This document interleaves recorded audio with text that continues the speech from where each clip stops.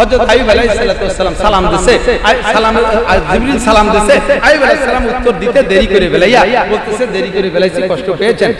হযরত জিবরিল আলাইহিস সালাম বললেন একটু খারাপ লাগছে, একটু খারাপ। আপনি নবী হয়ে যদি উত্তর দিতে দেরি করেন উম্মত তো উত্তরই দেবে না। হযরত আইয়ুব আলাইহিস সালাম বুঝাইতেছে জিবরিলকে, ভাই জিবরাইল কষ্ট করে নিয়েন না, দুঃখ নিয়েন না, মন খারাপ করেন না, আমার পর রাগ করেন না। আমি কি জন্য সালামের উত্তর দিতে দেরি করেছি বিষয়টা একটু জানেন? কয় বলো কি জন্য? কয় আপনি যখন এসে আমাকে সালাম দিয়েছেন আল্লাহর দুইজন মেহমান আমার মুখের মধ্যে থেকে গোশত কাইটা কাইটা খাচ্ছিল। দুইটা পোকা না, দুইজন মেহমান, দুইজন। দুনিয়া বহুত খাবার আছে, এই কয়টা পোকার জন্য আমি আইতে খাওয়া হয়ে গেলে তারা মারা যাবে তা না, হয়তো আল্লাহ তাদেরকে বাঁচা রাখবে, তাদের খাবার ব্যবস্থা। তো তারা আমার বাড়ি আসছে, আমার কাছ থেকে মেহমান, হাজার হাজার লাখ লাখ টাকা আমার কাছ থেকে গোশত খেয়ে মেহমানদারি নিল, লাস্টে দুইটা পোকা আইছে মুখের ভিতরে মাংস খাচ্ছে। এই সময় আপনি সালাম দিয়েছেন, আমি যদি সালামের উত্তর দেই জিহ্বায় নাড়া লেগে যায় আর পোকা দুটো ডিস্টার্ব হয়, মেহমান দুজনের ডিস্টার্ব হয়, তারা অতৃপ্ত থেকে যায়। কিয়ামতের ময়দানে যদি পুরা আমার নামে আল্লাহর কাছে মামলা দেয়, ও আল্লাহ লাখো লাখ পোকায় তোমার আইবের কাছ থেকে মাংস খাইলো, গোশত খাইলো, কেউ ডিস্টার্ব করলো না, আমাদের যেদিন খাইতে পাঠাইছো ওই দিন তোমার আইব আমাদেরকে তৃপ্তি সহকারে খেতে দেয় নাই, আল্লাহ তোমার আইব আমাদেরকে পেট ভরে খেতে দেয় নাই, আল্লাহ এই মামলা তোমার কাছে থাকলো, আমি কি জবাব দেব? ও ভাই জিবরাইল তুমি রাগ করো না, ওরা খেয়ে যখন থেমে গেছে, তৃপ্ত হয়ে গেছে, এরপরে বিরত হলে আমি তোমার সালামের উত্তর দিচ্ছি, এজন্য একটু দেরি হয়ে গেছে। আল্লাহ পাক জিবরিল আলাইহিস সালাম জিবরাইল কি কয় আমার আইব, কয় আল্লাহ যা কইলো তো মানুষের কইতে পারে আমি জানতাম না, কি সবর। পোকায় তার মুখের থেকে গোশত খায়, তাদের খানা তৃপ্তি সহকারে খাইতে সুযোগ দিয়ে সালামের উত্তর দিতে দেরি করছে। আমি এরকম জবাব শুনিও নাই কোনোদিন, আর ভাবতেও পারি না এরকম জবাব মানব জাতি দিতে পারে। আল্লাহ পাক বলেন জিবরাইল এরপরে জিজ্ঞেস করো তো কেমন আছে, জিজ্ঞেস করছে কেমন আছে, আলহামদুলিল্লাহ, একেবারে হাসি। ভাই এত বড় বিপদের মধ্যে আলহামদুলিল্লাহ বললেন, কি মালিক আমারে পরীক্ষা করতেছে, আল্লাহ দেখতেছে আমি আল্লাহর মাখলুক, আমি এজন্য শুকর আদায় করি যে হতে পারে আমার চাইতে বড় বিপদে আরো বহু মানুষ থাকতে পারে, আল্লাহ পাক তাদের চেয়ে আমারে ভালো রাখছে। ভাই আমি জিজ্ঞেস করি আপনারা যারা উপস্থিত আছেন কেমন আছেন? সুর ভালো না, কেমন আছেন? সুর হইলে খালি আলহামদুলিল্লাহ, কেমন আছেন? আলহামদুলিল্লাহ, আলহামদুলিল্লাহ, হাসি মুখে আলহামদুলিল্লাহ। কেন? আমার তো ডায়াবেটিস, আলহামদুলিল্লাহ বলবো কেন? আরে ভাই তোমার ডায়াবেটিস নিয়ে তুমি হাসিতে আসতে পারছো, আরেকজনের ডায়াবেটিস নিয়ে হাসপাতালে জীবনের শেষ নিঃশ্বাসের অপেক্ষা করতেছে, কতবার? তুমি গ্যাস্ট্রিক নিয়ে এখানে আসতে পারছো, আরেকজন গ্যাস্ট্রিকে আলসার হয়ে নাড়ি পচে গেছে, সে মরবে মরবে অপেক্ষায় আছে। আমি গ্যাস্ট্রিকওয়ালা তার চেয়ে ভালো আছি কি নাই? শারীরিকভাবে ভালো আছি না? অর্থ সম্পদের দিক দিয়ে কেমন আছেন? বলেন আলহামদুলিল্লাহ। মনের থেকে বলেন কেমন আছেন? কয় যে হুজুর কিছু নাই, কিভাবে আলহামদুলিল্লাহ বলবো, খালি একটা জ্ঞান আছে। আরে মিয়া তোমার চাইতো এমনও গরিব আছে যার জ্ঞানও নাই। তোমার বাড়ি সোনের ঘর, আরেকজন তো বাড়ি নাই, বাড়ি নাই, সে রাস্তার পাশে পলিথিনটা নাই রইছে। বড় বড় দালান ছেড়ে দিয়া, বড় বড় দালান ছেড়ে দিয়ে সেই ফিলিস্তিন গাজার উত্তরাঞ্চল দক্ষিণাঞ্চল এখান থেকে ওখানে পালায় বেড়াচ্ছে, এখানে ওখানে তাবু টানায় দিছে, সামান্য একটু লুঙ্গি টানায় টানাইয়া তার ভিতরে বাচ্চা কাচ্চা নিয়ে অপেক্ষা করতেছে, প্রকার রোদের ভিতরে ফ্যান নাই, লাইট নাই, গরমে তারা জ্বলে যাচ্ছে, সিদ্ধ হয়ে যাচ্ছে, তার ভিতরে আবার আকাশ থেকে মুহুর্মুহু বোমা মারতেছে। তার চাইতে আমরা বাঙালিরা, আমরা যারা আছি সুখে আছি না দুঃখে আছি? ভালো আছেন না মন্দ আছেন? মন্দ আছেন না ভালো আছেন? বলেন আলহামদুলিল্লাহ। আইয়ুব আলাইহিস সালাম ডান বাম সব দিক তাকায় বললেন ভালো আছেন। আল্লাহ কয় জিবরাইল আর কষ্ট দেয়া যায়, পরীক্ষায় সব কটায় পাস। এদিন 18 বছর হয়ে গেছে, মাগরিব হয়ে গেছে, ঘন মাগরিব, স্ত্রী এসে পারে না, ওনার খানা আনতে দেরি হয়ে গেছে। জিবরিল আলাইহিস সালাম আল্লাহ পাক বলেন জিবরাইল আর কষ্ট দিও না, আমার দোস্তরে পরীক্ষায় পাস করাইয়া পুরস্কার দিই। পরীক্ষায় পাস করলে ভালো রেজাল্ট হলে এটা পুরস্কার পাবে না। রেজাল্ট আর কি লাগে বলতো? কোন জায়গায় লাল কলমের দাগ বসানো যায়, পাস, গোল্ডেন এ প্লাস দাও, পুরস্কার কি দেব? কাগজ শরীরটা ভালো করে দেব। সিস্টেম কি? বান্দা তুমি চেষ্টা করবা, বাকিটুকু আমি করব। والذين جاهدوا فينا لنهدينهم سبلنا وان الله لمع المحسنين। তুমি চেষ্টা করবা, তোমার চেষ্টা সেখানে শেষ, বাকি ওখান থেকে আল্লাহর রহমত শুরু হবে। ও জিবরাইল বলে, ভাই আইয়ুব, আপনার পায়ের গোড়ালি দিয়ে এই জায়গা তো নিচে ভিজে জায়গা, এই নরম মাটির মধ্যে একটু পায়ের গোড়ালি দিয়ে আঘাত করে। আইয়ুব আলাইহিস সালাম এতদিন কাঁদে নাই, আজকে যখন বলছে পায়ের গোড়ালি দিয়ে আঘাত করেন তখন কেন দিয়েছে? একা এখন কাঁদছেন কেন, কষ্ট পাইলেন? আমি খারাপ কিছু করেছি? কয় না ভাই, ওর জন্য না, আমি যে পায়ের গোড়ালিতে মাটিতে আঘাত করবো, আমার পায়ে তো গোড়ালি নাই, আমার পায়ে তো গোড়ালি নাই, আমি কি দিয়ে আঘাত করবো? একটু কোনো মতে মাটিতে রাখছে, একটু নিচু হয়েছে নরম মাটি, সেখান থেকে জান্নাতের পানি ফোয়ারা আল্লাহ তাআলা জারি করে দিয়েছে। পানি পর্যাপ্ত পানি, জিবরিল আলাইহিস সালাম কাদায় দিয়ে হাউস বানায় দিয়েছে, পানি আটকে গেছে, একটু খাইছে, গায়ে গায়ে কাগুলো জর্জর করে পড়ে গেছে। অনেকে অতিরঞ্জিত করে বলে, ফিরে আবার পোকা গায়ে উঠে গেছে, যে পোকা ছাড়ো বিদে আমি আল্লাহরে স্মরণ করছি, এটা বিদে আল্লাহ যখন সুস্থ করার ইচ্ছা করছেন, গায়ে গায়ে পোকা সরাই দিচ্ছেন, কে দিচ্ছে? তুমি কোনো তদবির করো নাই, কোনো চিকিৎসা নাও নাই, কোনো ডাক্তারি ঔষধ দিয়ে তোমার গায়ে ফেলাচ্ছে না, উঠাইছে পোকা যে আল্লাহ তোমার গায়ে, সেই আল্লাহ সরাইতেছে। সেই সময় কেন তুমি পোকা গায়ে নিবা? অবশ্যই আইয়ুব আলাইহিস সালাম এই ভুল করেন নাই, উনি পোকা গায়ে নেন নাই, পোকা গায়ে থেকে চলে গেছে। এমনি সবাই জিবরাইল, এই পোকা চলে যাওয়ার কারণে কি আমি আবার আল্লাহকে ভুলে যাব? ভুলে গেলেও তো শেষ নাই, পরীক্ষায় পাস।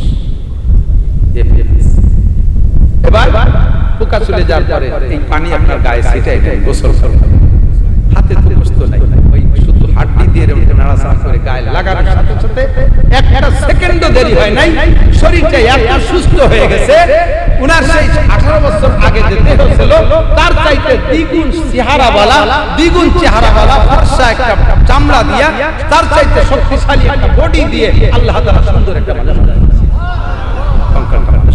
পরীক্ষায় পাস, রেজাল্ট শুরু হয়ে গেছে, বডি সুন্দর হয়ে গেছে। জিবরিল আলাইহিস সালাম এটা ভেরিফিকেশন করছে, এসপি ও ভাই জিবরাইল, এর মধ্যে কি কাজ? তোফাতুল জান্নাহ, এর মধ্যে জান্নাতের হাদিয়া। কি কি? এক নম্বরে খুলে দিয়েছে, আগে পায়জামা, আগে পায়জামা পরাই দিয়েছে, জান্নাতি কাপড়, কারণ আলহামদুলিল্লাহ। এরপরে জুব্বা, জান্নাতি জামা। 2 নম্বরে জান্নাতি টুপি, 3 নম্বর। 4 নম্বরে জান্নাতিটা পাগড়িও দিয়েছে, 5 নম্বরে একটা জায়নামাজ দিয়েছে, জান্নাতে খান জায়নামাজ। তো 4টে ব্যবহার করিয়া জান্নাতি পোশাক, এতে সুগন্ধ না দুর্গন্ধ? সুগন্ধ না দুর্গন্ধ? দুর্গন্ধ, সুগন্ধ। সারাটা এলাকা ব্যতিক্রম ঘ্রাণে মুহুর্মুহ হয়ে গেছে, ভুরভুর হয়ে গেছে। জায়নামাজ খান পাইয়া, টাইম তো মাগরিবের, বিছাইয়া কি করব, মালিক আমার এত তাড়াতাড়ি সুস্থ করে দিলেন, পরীক্ষায় পাশের ঘোষণা দিয়ে দিলেন, আমাকে রেজাল্ট দিলেন, আমাকে পুরস্কৃত করলেন, আমারে জায়নামাজ দিলেন। জায়নামাজের উদ্দেশ্য কি? আমার আল্লাহ তাআলা দিলেন প্লেটও তো দিতেন, বিভিন্ন জায়গায় পুরস্কারে প্লেট দেয় না, বাড়ি দেখে এই বাবা আল্লাহ আমার থাল প্লেট আড়ি বাতিল দেয় নেই। জায়নামাজ কেন দিল? নিশ্চয়ই জায়নামাজের পিছনে কিছু কাজ আছে। জায়নামাজ দেয় কি জন্য? দস্তরখান বানাতে, কথা কয় না। জায়নামাজ দেয় কি জন্য? বিছে স্বামী স্ত্রী শুয়ে থাকার জন্য জায়নামাজ নামাজ। তাহলে জায়নামাজ বিছাইয়া নামাজে দাঁড়ায় গেছে 4 রাকাত। মাগরিবের ফরজ নামাজ কয় রাকাত? 4 রাকাত নামাজে দাঁড়ায় গেছে। 4 রাকাত পড়তে যাইয়া খুশির একটা কান্না, খুশির কান্না, কানতে কানতে 3 রাকাত পড়ে সালাম ফিরিয়ে দিয়েছে। জিবরিল আলাইহিস সালাম দেখতেছে, নিয়ত করছে 4 রাকাত, পড়লো 3 রাকাত, সালাম ফিরিয়ে দিল 3 রাকাতের লুকমা দিয়েছে, নাওয়াইতু ইল্লি আরবা ওয়া সাল্লাম তাআলা সালাসি রাকাত। এ আইয়ুব, তুমি 4 রাকাতের নিয়ত করে 3 রাকাত পড়ে সালাম ফিরিয়ে দিলে, ঘটনা কি? উনি হতভম্ব হয়ে গেলেন। তাই আল্লাহ উপর থেকে জিবরাইল বলে, হে জিবরাইল, তুমি লুকমা দাও, তুমি কোন নামাজের সাথে, নামাজের বাইরের লোক নামাজের ভিতরের লোককে লুকমা দিতে পারে, তুমি না ওনার সাথে নামাজ পড়ছো না, তুমি বাইরে থেকে লুকমা দাও কেন? জানলাম তো জানি যে 4 রাকাতের নিয়ত করলো, তার 3 রাকাত পড়ে সালাম ফিরিয়ে দিলে কি ডাকবে? আমি সালাম। তোমার কোয়া লাগবে না, 3 রাকাতই যথেষ্ট। বলেন আলহামদুলিল্লাহ, 3 রাকাতই যথেষ্ট। আমার আইবের এই 3 রাকাত কান্নাকাটির ভিতর দিয়ে 3 রাকাত, ওই 3 রাকাতই 3 রাকাত, 4 রাকাত পড়লাম না। এবং এই 3 রাকাত আমার কাছে এত ভালো লেগেছে, সালাতুল শুকর, নিয়ামতের প্রতিদানে শুকর আদায় করো। নিয়ামতের প্রতিদান শুকর কি দিয়ে? ইবাদত দিয়ে। কোন কি দিয়া? বলেন কি দিয়া? নিয়ামতের প্রতিদান শুকর আদায় করবে কি দিয়া? 1 নম্বরে মুখে আলহামদুলিল্লাহ, এটা ইবাদত। 1 নম্বরে মুখে আলহামদুলিল্লাহ, এটাও এরপরে আপনি নামাজের মাধ্যমে শুকর আদায় করেন, সৎকার মাধ্যমে শুকর আদায় করেন। ছেলে পরীক্ষার রেজাল্ট ভালো করে আসছে, 5 মণ মিষ্টি নিয়ে খায় দিয়েছেন স্কুলে সিমরা সামনে গিয়ে, রাস্তায় টেনিস বলের মতো মিষ্টি করে খেয়ে বেড়াচ্ছে। শুকর আদায় করছে। বাংলাদেশকে আল্লাহ তাআলা স্বাধীন করে দিয়েছে, খুশি না বেজা? খুশি না বেজা? শুকর আদায় করে কি দিয়ে? কলা গাছের গলা কেটে তার গায়ে মালা দিয়ে। কি ইবাদত হলো? শুকর আদায় করে ইবাদত দিয়ে। 21শে ফেব্রুয়ারিতে শুকর আদায় করো, নামাজ পড়ো, ফজরের নামাজ পড়ো, ইবাদত করো। যারা আমাদের দেশে ভাষা আন্দোলনের জন্য শহীদ হয়ে গেছে তাদের শাহাদাতের জন্য দোয়া করো, তাদের মর্যাদা জান্নাতের মধ্যে বাড়াও, ইবাদতের মাধ্যমে শুকর আদায় করো। কথা বলেন ঠিক ঠিক না? সুন্দর একটা ঘর দিয়েছেন, ঘরটা দিয়েই আর কাজীর গান দিয়েছেন, ভালো একটা ঘর দিয়েছেন, একটা কাজীর গান দিয়ে শুকর আদায় করতেছে।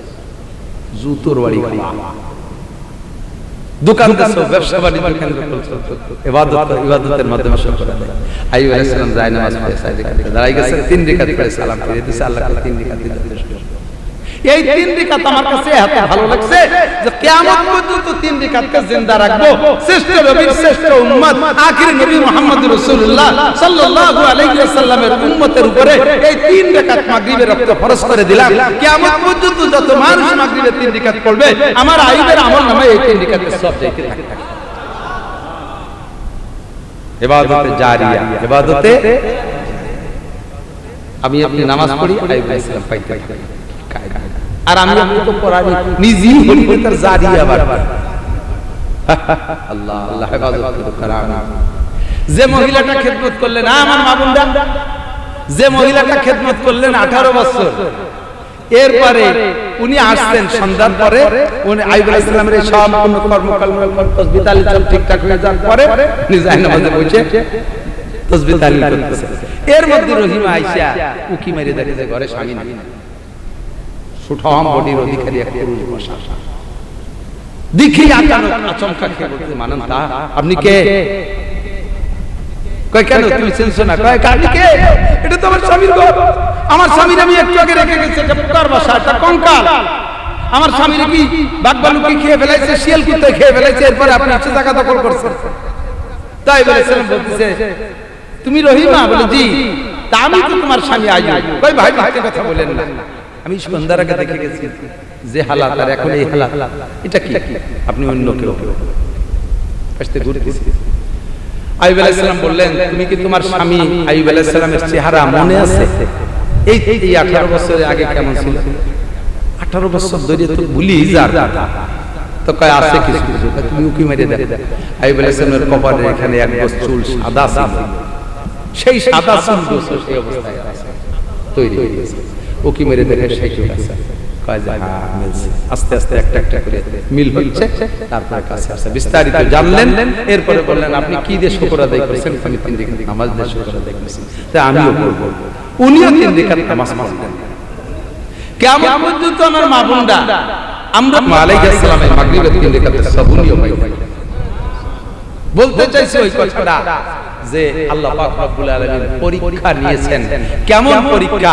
এর 100 ভাগের 1 ভাগ পরীক্ষা মালি পরীক্ষা, সন্তান হারায় যার পরীক্ষা, স্ত্রী হারায় যার পরীক্ষা, দেহটাকে পুকার ভাষা করে ফেললো, 18 বছর পচান দিল। আমরা হলে কি কইতাম? কোন হুজুরি যদি এর মধ্যে বোঝায়, আরে হুজুর দেখলে কি হইছে, কোন কোন জায়গা থেকে আকাম করা হইছে, দর আল্লাহ সময় কয় কি ভাই?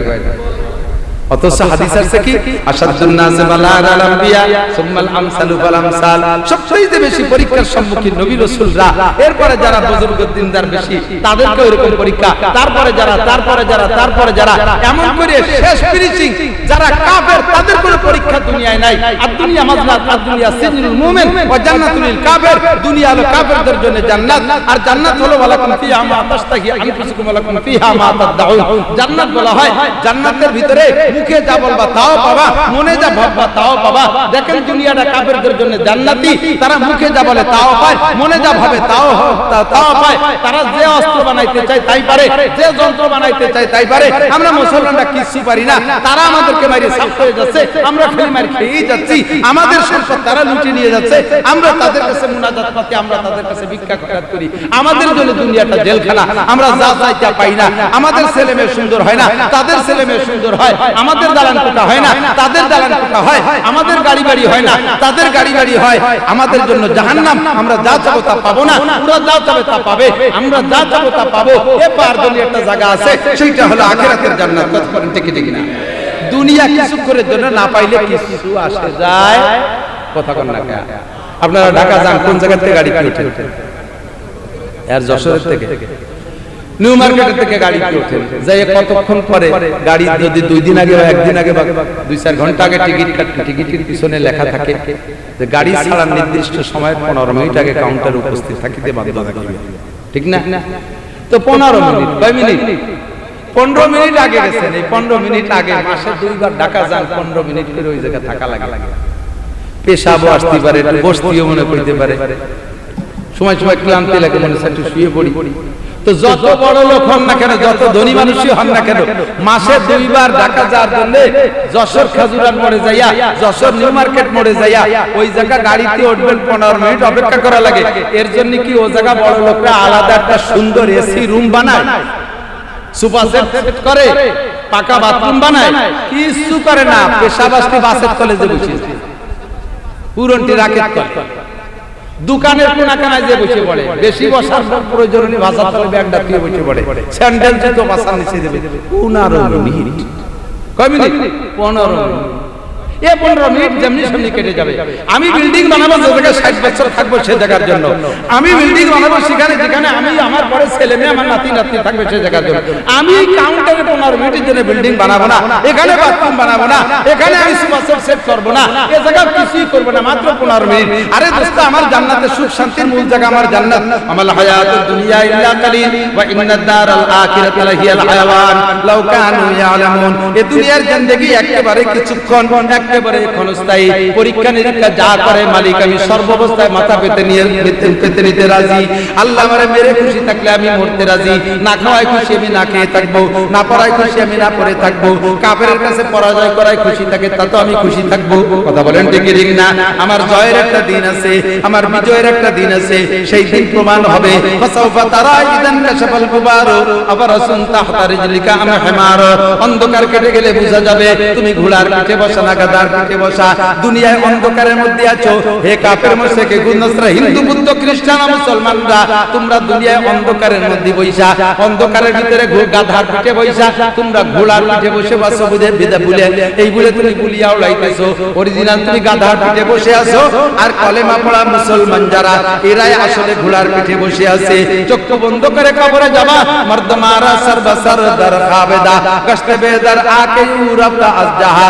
দুনিয়ায় যতক্ষণ আছি আমি ঘুমের মধ্যে আছি, চক্ষু বন্ধ করে কবর যাব, তখন আমার চোখ খুলবে, আমি সজাগ হব। আমি মুনকার নাকির দেখতে পারবো, কিরামান কাতিবিন দেখতে পারবো, জান্নাত জাহান্নাম দেখতে পারবো।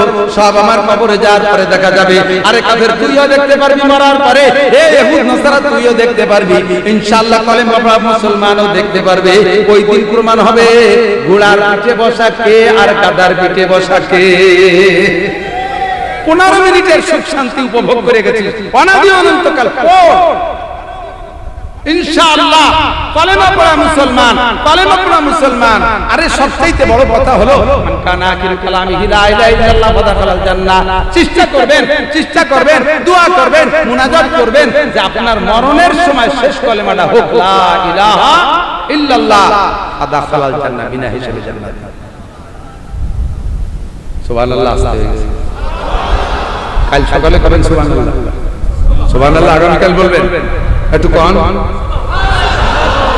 এই ভাষাটা কইনি সবাই একসাথে। এটা আমার সিস্টেম না, আমি বলানোর জন্য কত পাগলামি করি না, কিন্তু কেন বলবো না? একবার সুবহানাল্লাহ বলবেন আর বিশাল জান্নাতের মধ্যে একটা গাছ লাগানো হয়ে যাবে। আপনার গাছ লাগানো হোক, দুনিয়ায় 10টা আম গাছ লাগালে তাতে আমলি দিয়ে খুশি যায়, তো জান্নাতের মধ্যে গাছ লাগাইলে ফল হলে করে খুশি লাগবে না? তা আপনার কাছে যদি ফল হয় আর আপনার বাড়ি গিয়ে আমার তো যদি খাতি তো দেবেন কম কম। এই জন্য সাইতে সুবহানাল্লাহর গাছ লাগায়, কোন সুবহানাল্লাহ, সুবহানাল্লাহ। তা আল্লাহ তাআলা সর্বকালে নবী রাসূলদের পরীক্ষা করেন। তো সবচেয়ে আমাদের নবী বাদে, আরে কইতে গেলে বহু সব কিছু বলা লাগবে, সব তো পারা যাবে না। তো মাঝে বলে নেই, ওই যেই মহিলা আইয়ুব আলাইহিস সালামরে এত খেদমত করছে, উনি কোন সৈয়দ ফ্যামিলির মাইয়া না। মিষ্টি গুড়ি গুড়ি নোটক বাটুস্কুত কথা হবে না, পরীক্ষার জায়গাতে এই কিরা বসে থাকতে পারে ফেল এত কালাই তো যাচ্ছি না, শীত তো লাগতেছে না, ভালো ঠান্ডা হয়ে বাড়ি রেডি রেডি রেডি। আল্লাহ কবুল করুক, বলেন আমিন। আল্লাহ কবুল করুক, আমিন। আল্লাহু আকবার। যেই মহিলা আইয়ুব আলাইহিস সালাম রে 18 বছর এই পোকার বাসাটা কোলে করে বয়ে নিয়ে মুখের মধ্যে জিহ্বা ঢুকাই দিয়ে খানা খাওয়াইছে, ওই মহিলার বংশ পরিচয়টা শুনবেন। ওই মহিলার বংশের প্রথম মানুষটা যিনি, তিনি 30টা পরীক্ষার সম্মুখীন হয়েছে। কয়টা? আল্লাহ কয় ওয়াইদিল তালা ইব্রাহিম রাব্বুহু, প্রথম মানুষটা ইব্রাহিম আলাইহিস সালাম। তার আগে মানুষ ছিল না তা না, এই পরীক্ষা শুরু হয়েছে ওই ফ্যামিলির প্রথম যে মানুষটার থেকে, সেই মানুষটার নাম ইব্রাহিম আলাইহিস সালাম। এক নম্বর ইব্রাহিম। তো ইব্রাহিম আলাইহিস সালামের ছেলে, ইব্রাহিম আলাইহিস সালামের ছেলে ইসহাক আলাইহিস সালাম, ইসহাক আলাইহিস সালামের ছেলে ইয়াকুব আলাইহিস সালাম, ইয়াকুব আলাইহিস সালামের ছেলে ইউসুফ আলাইহিস সালাম, ইউসুফ আলাইহিস সালামের ছেলে মানশা আলাইহিস সালাম, মানশা আলাইহিস সালামের মেয়ের নাম রহিমা আলাইহিস সালাম। এই রহিমা হলো আইয়ুব আলাইহিস সালামের স্ত্রী। আজকের মাহফিলের পর আল্লাহ সন্তুষ্ট হয়েছে, বৃষ্টি দেশে, বলেন আলহামদুলিল্লাহ, বলেন আলহামদুলিল্লাহ। মাহফিলটা কি, এক মহিলা আমারে ফোন দিয়েছে, আপনাকে যশোরে ভাষা, আর উনি মহিলা মনে একেবারে সাধারণ পাবলিক, কি যে কয় তা আমি নিজেও বুঝতে পারতেছি না। কয় লাস্টে বুঝলাম যে উনি মান্নত করছে, উনার ছেলে আর উনার ভাসুর না দেবরের ছেলে দুজনে মাদ্রাসায় দিয়ে নিয়ত করছে, যদি আমি এই দুটি আলেম হয়, হাফেজ আলেম হয়, তাহলে আমি একটা মাহফিল দেবো, আপনার এই দিয়ে আমার এই দিয়ে বলে মাহফিল দেবে। তা সেই দুইটার একটা আলেম হয়েছে, আর ওনারটা হাফেজ হয়ে কতদূর পড়ে রুহুল আমিন এ বাদ দিয়েছে। তারপরও মহিলা সে মান্নত পুরো করার জন্য, আমি বলি সিজনে তো সময় নাই, হুজুর আমার মান্নতটা পুরো করার জন্য যে দিন সময় পাই, আমি কই যে জুন মাসের 13 তারিখ, তাও হবে। সেইভাবে হলো মাহফিল দিয়া। তো মহিলাটা বড় মানে সাদা, মানে সাদা সিধে মানুষ। এই সাদা মানুষটার সাদা দিলের ওসিলায় হতে পারে আল্লাহ তাআলা কবুল করেছেন আপনাদের মাহফিলকে। এজন্য আল্লাহর রহমতের বৃষ্টির নমুনা পাঠাইতেছে, বলেন আলহামদুলিল্লাহ। জিবরিল আলাইহিস সালামকে নবী জিজ্ঞেস করেছে, ভাই জিবরাইল, আল্লাহ যদি কোনো মানুষের পর খুশি, আল্লাহ কি করে? বৃষ্টি দান করে। সুবহানাল্লাহ। আল্লাহ ওই মানুষটার পর খুশি হয়ে বৃষ্টি দান করে। এই মহিলাটার এই সাদা দেলির কারণে আল্লাহ তাআলা খুশি হয়ে বৃষ্টি দিতে পারে, বলেন আলহামদুলিল্লাহ। ওই লোকটার পর যদি আল্লাহ আরো খুশি হয়ে কি দেয়? আল্লাহ তার একটা মাইয়ে দেয়। লোকটার পর আরো বেশি খুশি হলে আল্লাহ মেয়ে দেয়। যদি মাইয়ে হওয়ার বয়সটা না হলে তো না থাকলে তো দেবে না। তারপরে যদি লোকটার পর আরো বেশি খুশি হয়ে কি দেয়? ওর বাড়ি মেহমান পাঠায় দেয়। তো তার ওসিলায় তো আমরা মেহমান আসছি। তো আল্লাহ তাআলা ইব্রাহিম আলাইহিস সালামকে 30টা পরীক্ষা নিয়েছে। তার ভিতরে একটা পরীক্ষা হলো জিলহজ মাসের 10 তারিখে সন্তান জবাই পরীক্ষা, বলেন ঠিক কি ঠিক না? আমাদের সন্তান জবাই করা লাগবে না, আমাদের নিজের গৃহপালিত পশু অথবা কিনা পশু এইটা কুরবানি করলে ইব্রাহিম আলাইহিস সালামকে আল্লাহ তাআলা যেভাবে আজরে কাসীর দিয়েছেন, যেভাবে নেকি দিয়েছেন, আল্লাহ তাআলা আমাদেরকে দান করবেন। সবাই বলে আমিন, আল্লাহুম্মা আমিন। রব্বানা যালামনা আনফুসানা ওয়া ইল্লাম তাগফির লানা ওয়া তারহামনা লানাকুনান্না মিনাল খাসিরিন।